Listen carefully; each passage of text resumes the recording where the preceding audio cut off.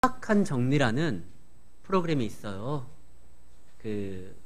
잘 집안을 정리하지 못한 그 집에 전문가들이 가서 이렇게 정리를 해줍니다. 근데 이 프로그램이 화제가 됐었던 그 화가 어떤 거냐면, 한 개구먼 집이 굉장히 복잡했었나 봐요. 그런데 이제 전문가들이 가가지고 그걸 다 정리해줬어요. 근데 이 개구먼이 정리된 자신의 집을 보고, 특히 주방을 보고 막 눈물을 흘려서 그것이 화제가 돼서 이 프로그램이 굉장히 많이 주목을 받게 되었습니다. 그런데 그 주방을 정리한 사람이 저희 처남댁이 그 전문가인데, 그 팀이 가가지고 거길 정리를 했대요. 그래서 지난번 가족 모임 때 그 얘기를 듣고 그때부터 제가 그걸 봤어요. 그걸 보니까 정말 정리가 깔끔하게 잘 되어 있는데, 놀라운 건 그 이후서부터 출연하는 사람들이 항상 정리된 걸 보고 막 감격해서 울어요. 너무 재밌지 않아요? 자기 짐을 다 버린 거거든요. 일단 정리를 하기 위해서는 먼저 짐을 버려야 돼요. 항상 이 짐 못 버릴 것 같아가지고 움켜쥐다가 집안이 정리정돈이 잘 안 됐는데, 전문가가 와서 2년 동안 들춰보지 않으면 앞으로 평생 이거 당신의 인생에 필요한 게 아니니까 버려야 된다는 거예요. 나 자신은 못 버려요. 거기에 내 생각이 있고 내 추억이 있고 나의 어떠한 그 내용이 있는 내 삶의 한 부분을 같이 했었던 그거 나는 못 버리겠는데, 전문가가 와서 아니, 버려야 된다는 거예요. 그 짐이 당신의 삶에 얼마나 많이 좀먹고 불편함을 주는지 이거 정리해야지만 더 나은 삶을 살아갈 수 있다는 거예요. 실제로 전문가가 정리한 다음에 막 사람들이 눈물을 흘려요. 우리 인생의 삶에 있어서 우리가 이거 중요하다고 끌어안고 있는 것들이 있습니다. 그러나 전문가이신 하나님의 시선으로 볼 때 그것이 너의 인생에 좀먹고 있고 너의 삶의 성장을 막고 있는, 빨리 정리돼야 되지만, 정리해야지만 네가 성장할 수 있는데, 그래서 하나님이 우리 삶에 개입하실 때가 있어요. 전문가들이라고 하는 분들은 그 물건에 담긴 나의 스토리를 모르기 때문에, 나의 추억을 모르기 때문에 버리다가 문제가 될 소지가 간혹 있을 수 있지만, 하나님이 우리 삶을 정리할 때는요, 여러분들의 인생의 모든 스토리를 그분이 다 알고 있어요. 세상의 전문가들은 잘 모르지만 하나님은요, 여러분들이 어떻게 어떤 과정을 거치고 왔는지 그 인생에 대해서 풀 스토리를 하나님이 다 알고 계셔요.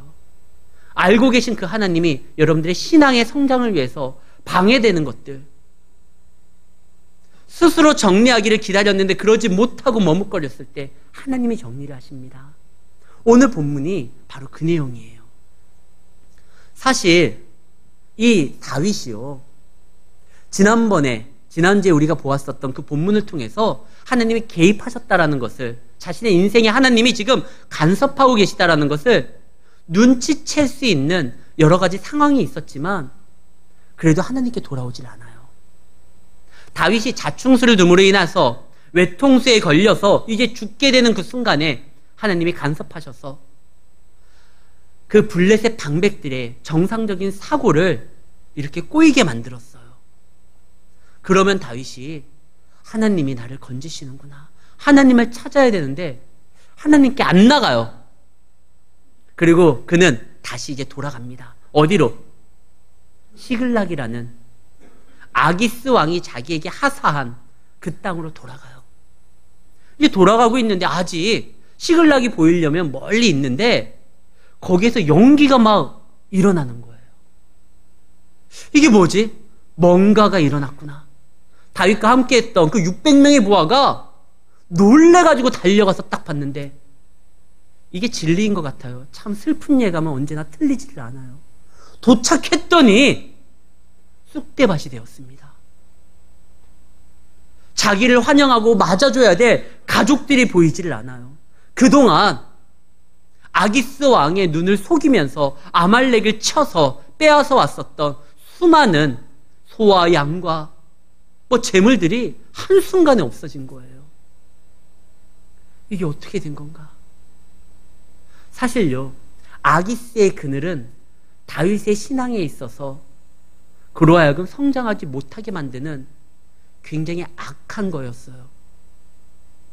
근데 다윗이 그 일을 청산하지를 않아요. 아말렉을 쳐가지고 저들의 물품을 빼앗아 오는 거 승리의 전리품 같지만 아니요. 그건 정의도 아니고 공의도 아니에요. 하나님의 명령에 따라 움직였던 것이 아니라 그냥 그것이 필요하니까 빼앗아 온 거.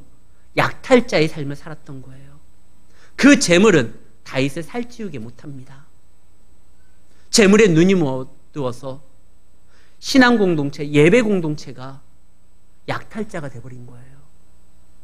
그거는 다 소용없다. 하나님께서 정리를 합니다. 그런데 하나님께서 정리를 하는데 다윗이요 아직까지 정신을 잘 못 차려요. 그런데 하나님께서 자꾸만 사인을 보여주니까 다윗이 그때서 하나님을 찾기 시작합니다.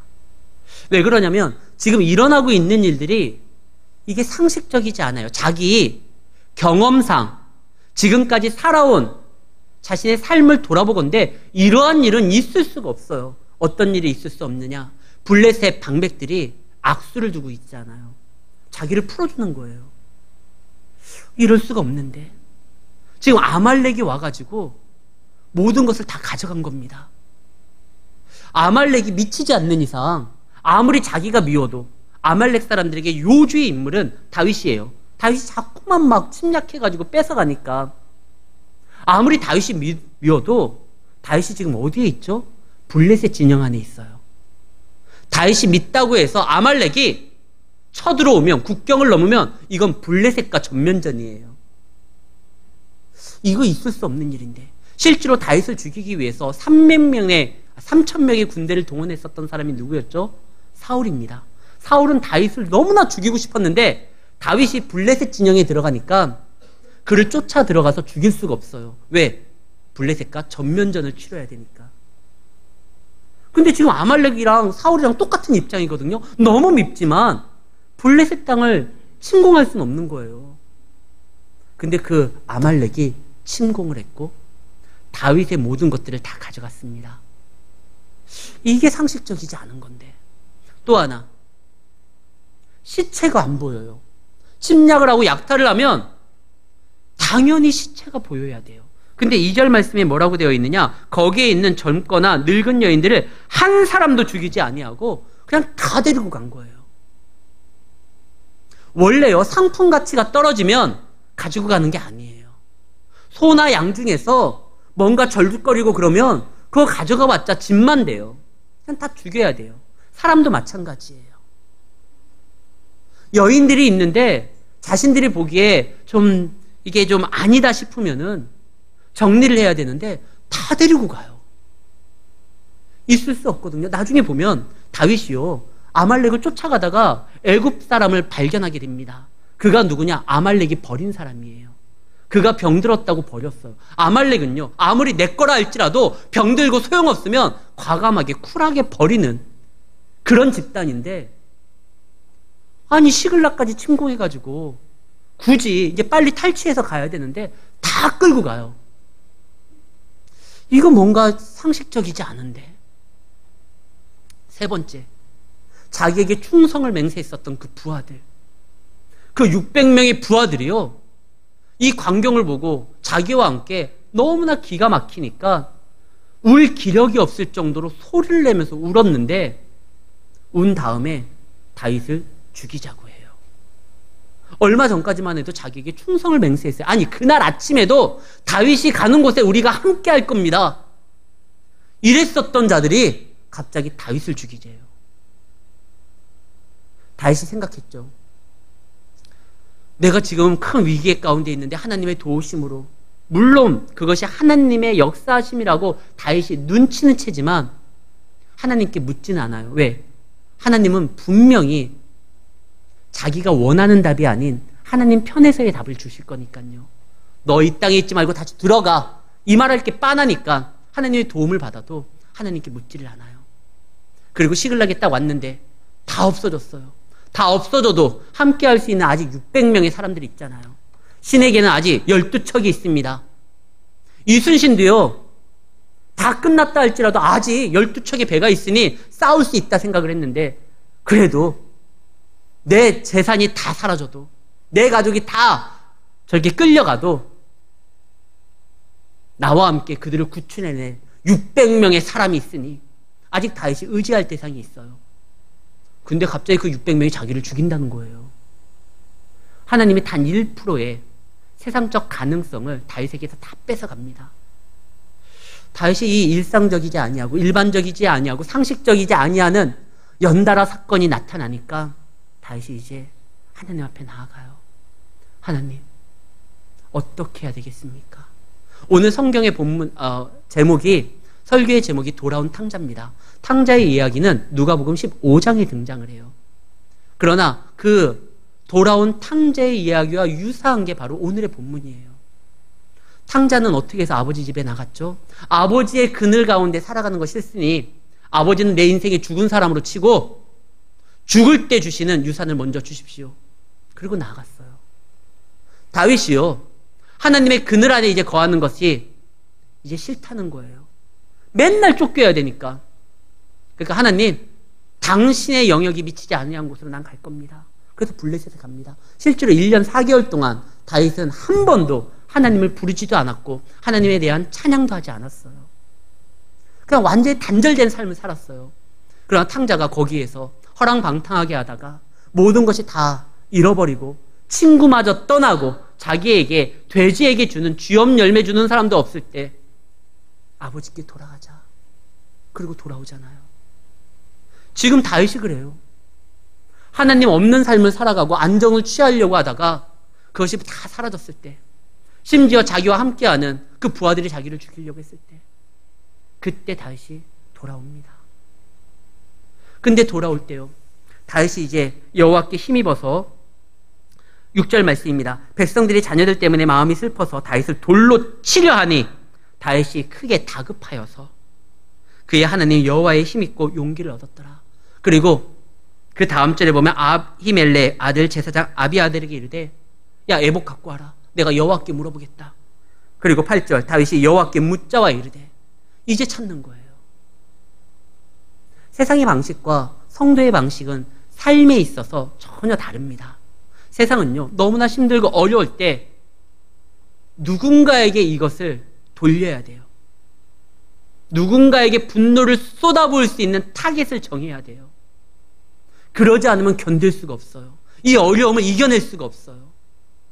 이 600명의 사람들은요, 지금 너무나 힘들고 어려우고 울 기력조차 없을 정도로 탈진하면서 자신의 모든 것들을 다 쏟아부었을 때, 이제 끝났구나. 내 가족도 잃어버리고 재물도 잃어버리고, 이거 누가 도대체 원인이냐? 다윗. 그래, 다윗. 저놈을 죽이자. 세상은요, 타겟을 정하고 공격을 합니다. 그러나 성도의 방식은 달라요. 큰 어려움이 있고 문제가 생겼었을 때 희생양을 잡을 타겟을 정하는 것이 아니라 그 문제를 해결할 하나님께 나아가 물어봐야 되는 거예요. 이 600명의 사람들은 다윗을 죽이려고 했지만 다윗은요, 여호와를 힘입어서 이 문제 해결책은 이제 오직 하나님밖에 없으니 하나님께 물어봅니다. 성도는 그래야 돼요. 근데 놀라운 거는요, 1년 4개월 동안 하나님을 등지고 떠나고 하나님 없는 삶을 살아갔던 그 다윗이 하나님께 물어보는데 하나님이 마치 기다렸다는 듯이 대답해줘요. 8절 다윗이 여호와께 묻자와 이르되, 내가 이 군대를 추격하면 따라잡겠나이까? 하니 여호와께서 그에게 대답하시되, 바로 대답해요. 하나님은 배알도 없나? 지금요, 다윗이 얼마나 하나님을 모욕하고 하나님을 무시하고 하나님을 떠났습니까? 근데 그가 한번 물어봤다고 금세 또 대답을 해줘요. 누가복음 15장 그 탕자 이야기요. 탕자가 돌아왔었을 때 아버지는 아직 상거가 먼데 멀리서부터 아들을 알아보고 버선발로 뛰어가가지고 아들을 품에 안고 너무나 기뻐하고 잔치를 벌립니다. 이놈이 얼마나 나쁜 놈인데요. 아버지를 인정하지 아니하고 떠났는데 아버지는 이 아들이 돌아온 것만으로 그냥 다 끝났어요. 너무나 기뻐가지고 잔치를 베풉니다. 이게 아버지 마음이에요. 그동안 다윗이 하나님의 속을 썩였지만 그가 다시 하나님을 인정하고 하나님을 찾았을 때 하나님은요, 너무나 기쁜 나머지 그가 물어보자마자 대답을 합니다. 쫓아가, 괜찮아. 내가 쫓아가서 만나게 하고 이기게 하고 다시 도로 찾게 할게.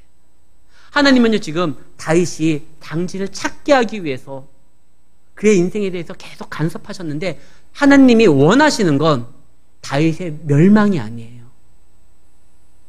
다윗이 다시 믿음으로 회복되기를 원해요. 그래서 그의 가족도요, 비록 아말렉 사람들이 데려가지만 한 명의 생명도 빼앗기지 아니하도록 보호해 주셨어요. 상식적이지 않은 상황인데도 아말렉 사람들이 이 죽이는 걸 좋아하는 민족이에요. 약탈의 민족이에요, 아말렉은.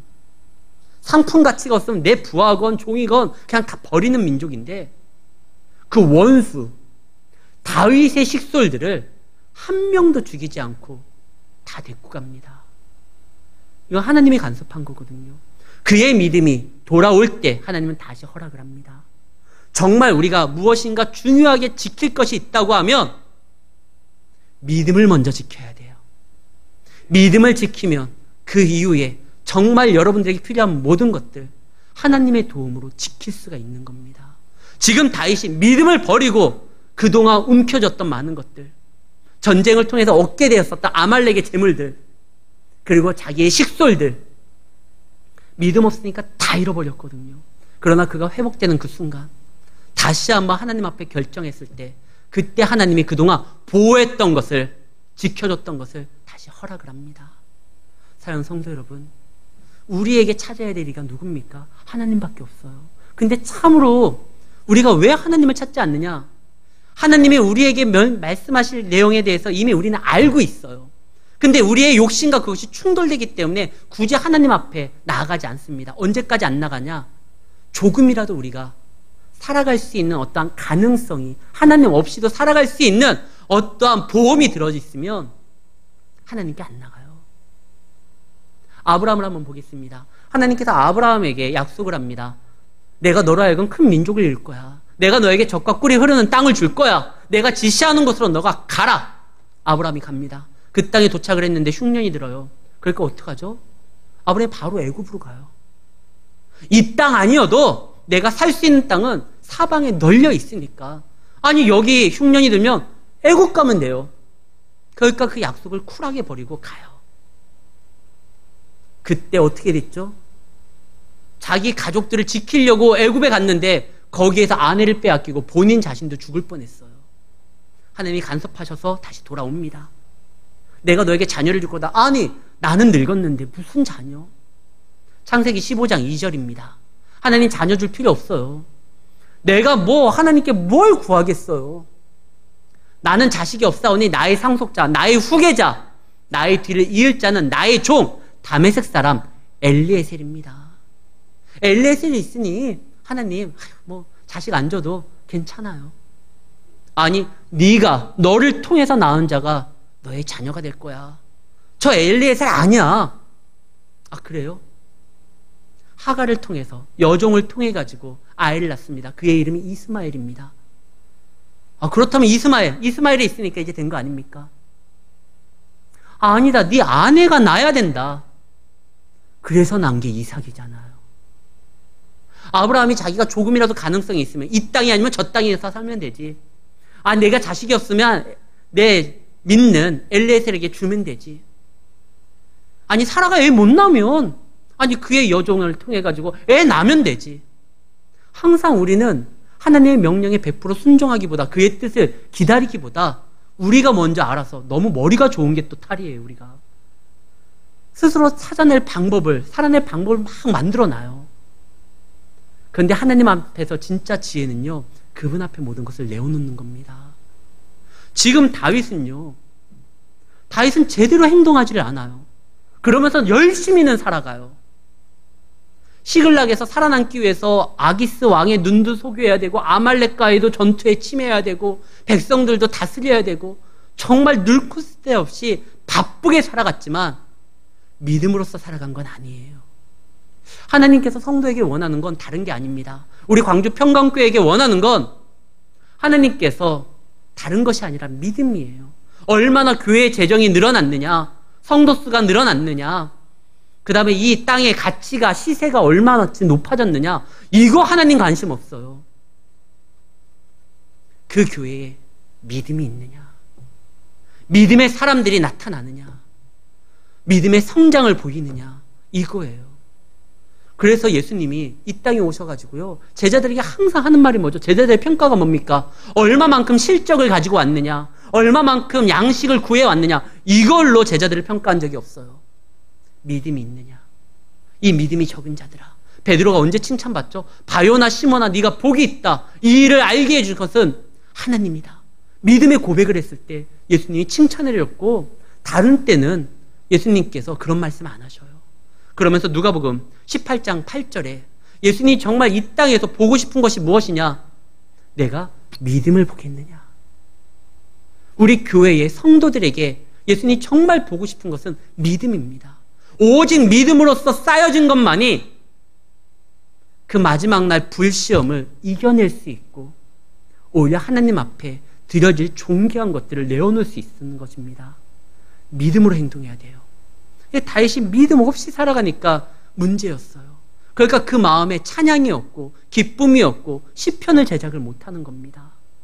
이 1년 4개월 동안 다윗은요, 많은 재물이 있었어요. 식솔들이 있었어요. 부하들이 있었어요. 왕의 인정이 있었어요. 거할 땅이 있었어요. 그러나 그 마음에 평안은 없었습니다. 데살로니가 전서 1장 1절, 은혜와 평강이라는 말이 나와요. 내가 데살로니가 교회에 편지하노니 은혜와 평강이 너희에게 있을지어다. 은혜와 평강이, 순서를 잘 보세요. 평강과 은혜가 아니라 은혜와 평강이에요. 이 은혜는 하나님께서 허락하는 거예요. 하나님께서 은혜를 줘야지만 우리 삶에 기쁨이, 감사와 안식이, 평강이 있는 겁니다. 근데 다윗은요, 믿음의 삶을 살아가지 않아서 은혜의 자리에 오지 않았는데 어떻게 그가 안전을 꾀할 수가 있어요? 어떻게 그가 평강할 수가 있겠습니까? 은혜가 와야지 평강이 이루어지는 거예요. 평화 평화로다 하늘 위에서 내려오네. 하나님께서 은혜를 부어주셔야지만 이 땅에 평화가 오고 평강이 있는 겁니다. 다윗은 아둥바둥 살았지만, 치열하게 살았지만 그에게 평강이 없었어요. 은혜의 길이 막혔기 때문에 그래요. 이제 그가 돌이키려고 합니다. 하나님께 부르짖습니다. 그때 하나님이 응답을 합니다. 그러나 꼭 시험을 통과해야 돼요. 하나님께서 우리에게 은혜를 주시고 놀라운 것을 선물할 때 꼭 시험이 한 번씩 있어요. 왜 그러냐면 시험을 통과해야지만 그것이 내 것이 되는 거예요. 내 실력이 되는 거예요. 내 믿음이 되는 거예요. 하나님께서 우리가 이 시험을 통과하냐 못하냐 그 정답을 몰라서, 합격 여부를 몰라서 시험하는 게 아니에요. 아브라함 한번 보죠. 아브라함이 이제 이삭을 끼고 삽니다. 정말 하나님께서 나에게 준 너무나 귀한 선물. 근데 하나님이 말씀합니다. 이삭을 데리고 내가 지시한 땅에 가서 번제로 바쳐라. 아브라함이요, 가요. 가가지고 정말 바치려고 할 때 하나님이 뭐라고 합니까? 아브라함아, 아브라함아, 네가 나를 사랑하는지 이제야 내가 알겠다. 하나님이 정말 몰라서요? 미래를 관장하시는 그 하나님이, 전능하신, 전지하신 하나님이 모르는 게 아니에요. 그러나 이 시험을 통해 가지고 아브라함으로 하여금 확신케 하고 그의 믿음이 한층 더 성장하게 만들려고 하신 거예요. 시험을 통과해야 돼요. 성경에 보면 위대한 사람들, 요셉도 시험을 통과했고요. 욥도 시험을 통과했죠. 동방의 의인이었던 그 욥이 한 가지 부족한 게 있었어요. 그는 하나님에 대한 소문을 듣고 하나님을 자신의 어떠한 생각의 틀에 갖추어서 하나님께 경배를 했습니다. 근데 그것도 참 귀한 건데 자신의 틀까지도 깨워서 이제 하나님께 모든 것을 맡겨요. 욥 42장 5절에 보면 시험을 통과한 다음에 욥이 이런 고백을 합니다. 내가 죽게 대하여 예전에는 그냥 귀로만 들었는데 이제는 눈으로 주를 배웁니다. 시험을 통과한 후에 욥은요, 한층 더 성장하게 되었어요. 지금 다윗이요, 지금 시험을 통과해야 돼요.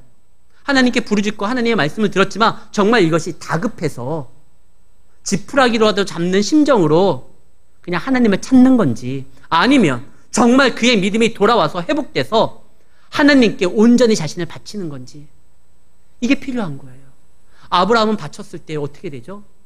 이제서부터 아브라함은 절대로 하나님의 약속을 떠나지를 않아요. 예전에 흉년이 오면 떠났었던 아브라함, 무슨 문제가 있으면 나름대로의 대비책을 세워놨던 그 아브라함이요, 이 시험을 통과한 이후서부터 이제는 절대 그 땅을 떠나지 않아요. 자기 아들이 결혼을 합니다.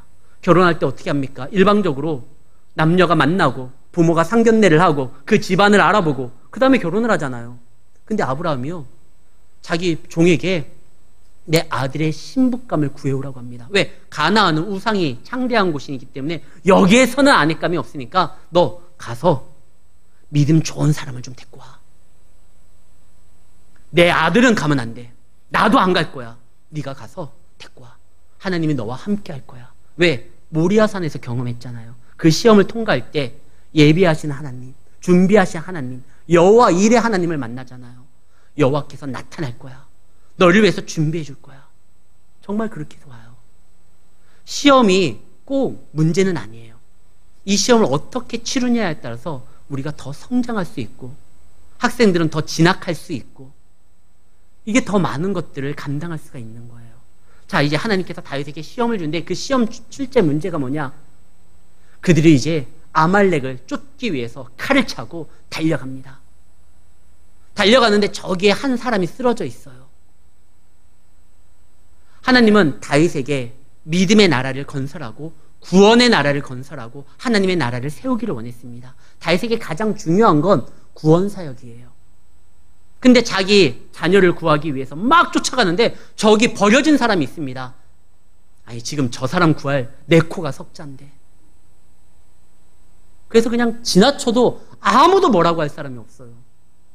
근데 다윗이 굳이 발걸음을 멈추고 그를 돕습니다. 그를 치유하고 먹을 것을 줍니다. 근데 이 사람이 누구였느냐? 아말렉에게 버려졌었던 종이에요. 이 종이 생각지도 못한, 이 종이 생각했었던 최악의 순간이 뭘까요? 주인한테 버려졌어요. 난 여기서 굶어 죽나 보다. 최선은 그냥 오늘 밤 잠자면서 죽은 듯이 그냥 생명이 끊어졌으면 좋겠다. 근데 최악은 들짐승이 나를 먹는 거? 그래, 최악은 그 정도겠지 생각하고 있는데 저주에 보니까 자기가 생각했던 최악보다 더 최악이 오고 있어요. 자기들이 그 침공하려고 했었던, 그리고 성공한 그 아말렉에게 모든 것을 빼앗긴 다윗이요, 성난 얼굴로 칼차고 수백 명이 오고 있어요. 아유, 들짐승한테 죽는 게 최악이 아니라 이제 나는 사지가 절단되겠구나. 끊임없는 고문을 당하겠구나. 근데 웬걸요? 다윗이 와서 자기에게 막 먹을 것을 주고 자기를 치료해 주는 거예요. 다윗이요, 이제 믿음이 회복됐을 때 하나님께서 자기에게 정말 원하시는 것이 무엇인지를 이제 붙들고 움직이려고 합니다. 다윗도 광야에서 버려진 거에 대한 경험이 있거든요. 이것이 얼마나 고통스러운지 알거든요. 그리고 다윗은 하나님이 자기에게 원하는 건 다른 게 아니라 내 이웃을 내 몸과 같이 사랑하고 하나님의 뜻을 드러내는 거예요. 버려진 자를 그냥 버리고 나아가서 가족을 구하는 건 성도의 자세가 아니었어요. 그래서 다윗이 그를 도와줍니다. 근데 이 사람이 너무나 황송한 나머지 커밍아웃을 해요. 사실은 나 아말렉 사람의 종입니다. 당신의 그 시글락을 공격한 그 아말렉 사람들의 한 편입니다. 근데 다윗이요, 그를 죽이질 않아요. 너는 누군지 한번 얘기해봐. 다윗이 그에게 그 시험을 통과하죠. 하나님이 주신 그 시험을 그에게 선대함으로 인하여 통과되었을 때 다윗은요, 하나님이 분명히 말을 해요. 쫓아가라. 그러면 아말렉을 만날 것이고 네 가족을 도로 찾을 수 있을 것이다. 근데 어느 방향으로 가라는지 얘기를 안 하셔줬거든요. 근데 다윗이 달려가다가 그 아말렉에게 버려진 그 소년을 구출함으로 그에게 정확하게 들어요. 지금 아말렉이 어디에서 주둔하고 있고 어디에서 만나기로 약속했고 어떻게 행동할지 얘가 그냥 술술 다 풀어요. 만약에 안 도와줬으면 분명히 쫓아가서 잡을 수는 있었겠지만 한참 헤맸을 거예요. 그러나 그가 이 시험에 통과했었을 때, 그때 그를 통해 가지고 헤매지 아니하고 바로 그냥 갈 수가 있었습니다. 하나님의 시험은요, 통과만 하게 되면, 성도로서의 자세로 그것을 감당하기만 하면 하나님께서 예비하신 것을 우리가 경험하고 은혜로서 체험할 수 있는 거예요. 이 종이 이제 얘기를 해요. 너무나 감사한데 사실은 나는 그렇습니다. 내가 다 말해주겠습니다. 그러나 한 가지 조건이 있습니다. 나를 죽이지 마시고, 내가 누군지 몰랐을 때 나를 도와줬는데 이제 내가 말을 했으니까 혹 죽일 수도 있잖아요. 나를 죽이지 마시고 나를 옛 주인에게 돌려보내지 마시면 내가 당신에게 인도하겠습니다. 세상 사람들은요, 세상에 쓸모없으면 버려집니다. 그러나 하나님의 백성은 하나님이 결코 버리거나 우리를 잊는 경우가 없어요.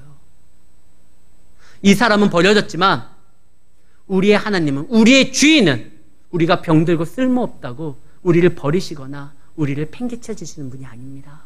예수님이 말씀하셨죠. 참된 목자는 양을 위해서 자신을 희생하지 자기를 위해서 양을 잡는 자가 아니다. 그러나 나는 너희의 참된 목자다. 예수님은요, 우리를 위해서 하늘 보좌를 버리고 이 땅에 오신 분입니다. 우리를 버리시는 분이 아니에요. 우리와 함께 하시고 우리를 도우시는 분입니다. 세상은 우리를 버린다 할지라도 우리는 하나님 안에서 결코 버림받지 않아요. 그리고 빼앗기지도 않아요. 옛 주인이 병났어? 다시 데리고 가려고 해도 빼앗기는 분이 아니에요. 예전에 우리가 사단의 종노를 했지만 예수 그리스도의 보혈의 공로로 그분의 자녀가 됐습니다. 우리가 이제 한참 나아가면 사단이 가만히 있지 않죠. 우리를 다시 데리고 가려고 합니다. 우리가 거기에 마음을 빼앗겨서 스스로 아버지를 떠나는 게 문제지, 아버지 품 안에 있으면 아버지는요, 우리를 보호하고 빼앗기지 않아요. 사단이 우리를 뺏을 수 있는 방법은 딱 하나밖에 없습니다. 예수의 생명으로 사게 된 우리에게 그보다 더한 값을 지불해야지만 우리를 다시 데리고 갈 수 있어요. 근데 온 우주 만물에 예수의 생명보다 귀한 게 없잖아요. 그래서 사단은 우리를 빼앗을 수가 없어요. 지레 겁먹지도 마세요. 그를 보호합니다. 하나님께서 우리를 보호하듯이 다윗을 지켜주듯이 오늘날 우리도 하나님은 원하시고 우리가 당신을 부르기를 기다리시고 우리가 당신의 품 안에 들어가려고 할 때 언제 그랬느냐, 우리를 품어주시며 우리의 삶의 길에 수많은 시험들이 있지만 그 시험을 믿음으로 감당할 때 그분이 준비하시고 예비하신 그분의 도움을 만나고 경험하고 승리하게 만든다는 사실을 기억하셔야 됩니다. 다윗은 돌아왔습니다. 완전히 돌아왔다라는 것을 그 시험을 통해서 하나님 앞에 인정될 뿐만 아니라 본인 자신도 알게 됐습니다. 그 다음에 우리가 다음 주에 봐야 될 그 본문이 제가 사무엘상에서 정말 가장 좋아하는 본문인데요. 여기에 은혜가 넘쳐요. 사실 사무엘상 30장 전체적인 내용은 하나님의 은혜예요. 무슨 은혜예요? 뺏기고 막 전쟁이 나고 난리가 나고, 은혜예요. 오늘 제가 여러분들에게 말했듯이 하나님의 은혜가 이제 다윗에게 임함으로 인하여 다윗이 다시 한번 새 힘을 얻고 달려갔듯이 이제 다음 주에는요, 가족을 찾고 돌아올 때 다윗이 놀라운 고백을 하는 장면이 나옵니다. 정말 성경에서 모든 믿는 사람들이 들어야 될 고백을 다음 주에 나옵니다. 꼭 나오셔야 돼요. 은혜가 넘치는 그 장면이 나타나요. 사랑하는 성도 여러분, 하나님은 여러분들을 사랑하십니다. 그리고 기다리십니다. 얼마든지 도울 수 있고 여러분들의 죄악을 치유하고 용서하고 회복시킬 수 있는 능력이 충분하신 분입니다. 그분을 붙드십시오. 그분 외에 쌓아뒀던 모든 것들은 우리를 지킬 수가 없습니다. 그러나 그분으로 인하여 다시 새로 출발하면 이제는 그 누구도 빼앗을 수 없는 하나님이 우리에게 주신 선물로서 우리 것으로서 누리고 나눌 수가 있다는 사실을 기억하고 더 이상 방황하지 마시고 돌아왔던 탕자처럼, 돌아왔던 다윗처럼 하나님의 품 안에서 늘 승리하며 감사하며 그분과 함께하는 우리 성도님들이 되시기를 예수의 이름으로 축원합니다. 하나님